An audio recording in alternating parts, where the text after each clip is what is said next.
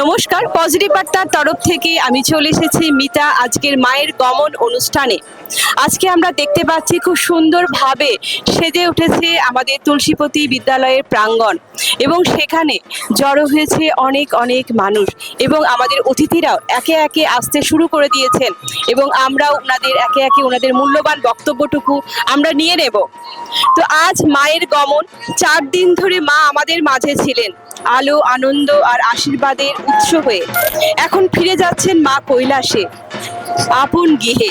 তবুও আমাদের মন যেন কিছুতেই তাকে বিদায় দিতে চায় না।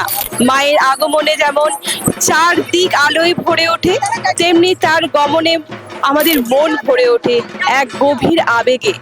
মা আসেন বছরে একবার, কিন্তু তিনি থেকে যান আমাদের হৃদয়ে স্নেহ, শক্তি আর শুভ বোধের রূপে। আজকের দিন তাই শুধু বিদায় নয়, এটি একটি প্রতিশ্রুতির দিন।